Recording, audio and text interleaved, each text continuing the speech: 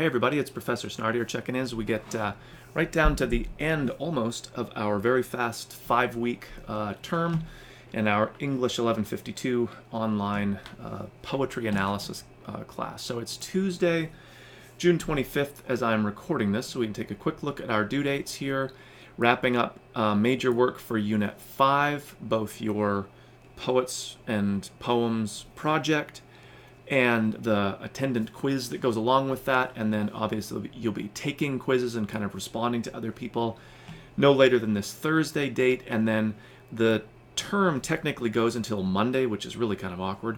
So I'm hoping people can start to finish things up in our last unit, Unit 6, almost beginning now as we're kind of finishing up this stuff as well, especially as you're done the main work for Unit 5 and maybe going back to take other people's quizzes and do replies. You're also building out the final Unit 6 stuff. So it's the Unit 6 that I'm going to look at here, just to give us a quick walkthrough. So final reflection.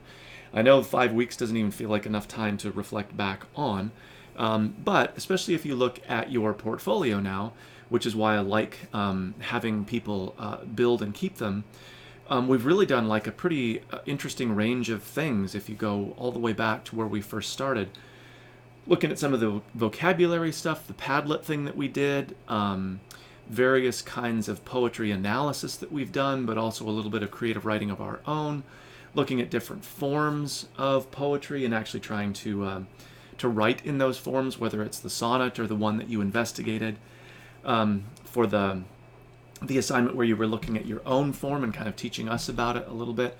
We've actually covered quite a bit of ground, and threaded throughout all of that has been a pretty wide diversity, I hope, of reading different poets. Some old and sort of traditional, like Shakespeare, some kind of from different cultures or perspectives, some contemporary stuff by living poets today. And then, of course, the fun thing about Unit 5 is that because people are picking their own poet to do their project on, we're getting exposure to lots of different perspectives, voices, and kinds of poets that I haven't built into the course. They're just what people have found as interesting to focus their projects on. So we've covered actually a lot of ground, even if it's really, the time has really raced by. So that's what Unit 6 is going to have us do, kind of reflecting back on all of the various work that we've done and being really explicit about connecting that work to our different course objectives here. So again, these course objectives are not particular to this section of English 1152. If you were to take this in any format, like a 5-week, 8-week, 16-week, online, face-to-face, all of those different sections would have the same course objectives. So again, it's sort of like the blanket objectives for any version of this course that you might take. So how have we done these, or how have you done them? That's kind of the question that you're answering as we finish up this final piece of your portfolio. So again, like I've said, I think in a recent announcement, this is a fairly heavily weighted assignment, which kind of makes sense. We're at the end of our course. We're looking back on all of the stuff that we've done. It's really important to cover to connect the the particulars of all that work that you've been doing to the bigger objectives, because once you leave 1152, ideally, you should be able to show evidence that you've achieved the course objectives. That's what all that unit-based work that we were doing was all about. So survey and study a wide range of poems. I think we've definitely done that. Recognize and understand common elements. Again, some of that vocabulary stuff, but actually how is it showing up in particular poems that we've looked at. Analyze and discuss the elements, which is sometimes these literary devices, but it could be other things like how a poet's biography shows up. It might be those formal elements, for example. And obviously the important part here is less maybe the elements, but like in what ways have we analyzed and discussed how those elements work. Maybe even how you've learned from some of your classmates' insight would be a good thing to think about here. Evaluate and understand poetry as a type of literature. I've actually personally always found this one a little bit confusing. I didn't write these objectives, I just have to subscribe to them. In fact, I am now chair of literature, film, and creative writing here, and one of the endeavors we're taking on is to look at all of our courses that we teach, like all of our lit classes, and look at the objectives and think about, is it time for some updating and revisions? And for the most part, I actually like these. They kind of make sense for what we're doing. And the way that I understand this is that we're looking at poetry as a type of writing that can be analyzed.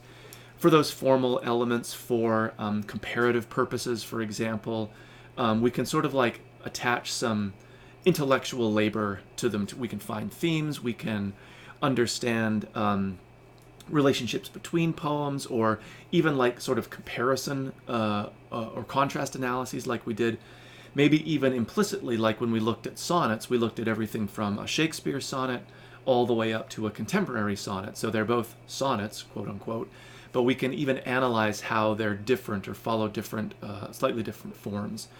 So this would be a little bit different than really what I think the next objective is about. And that's more like, what is the emotional effect that poetry might have on us? So this is sort of like our intellectual study, right? Our academic study of poetry.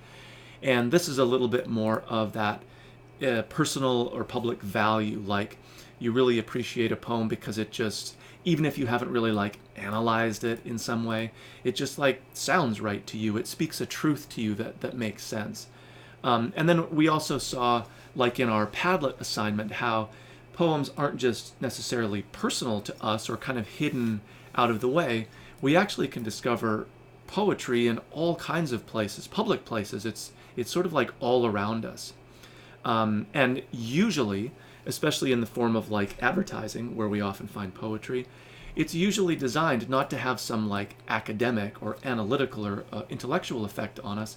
It's designed to have some emotional impact, to make us like a product or be interested in a product or sway our mind to a particular viewpoint, or just to encourage us in a rough world, you know.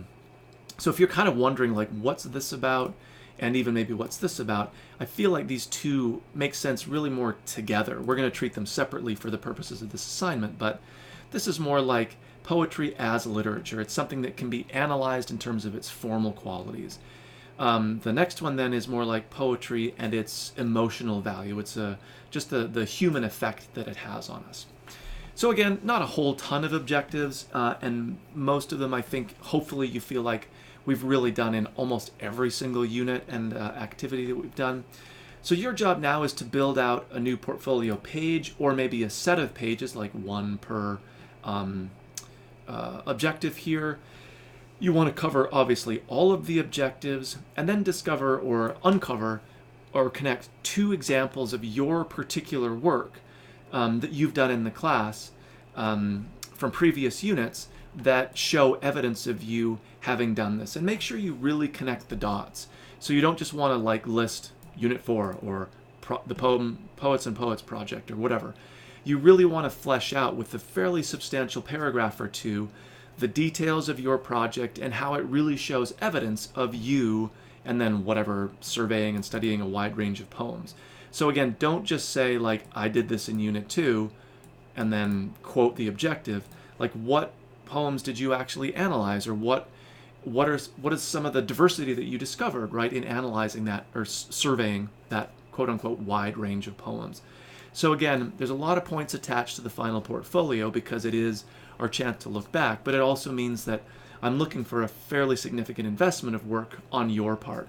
So again, not just repeating the bullet points and mentioning a couple of things that were assigned in the class, but really diving deep into what you did for that particular assignment. And I say project here, but that might be a little misleading. It can be any of the work that you've done for the class, whether it's big, more project-y type stuff, or even some of the smaller things that we did, kind of weaving throughout the bigger comparative projects or research projects or analysis projects that we've done. So really be conscious to include a diversity of your work as well.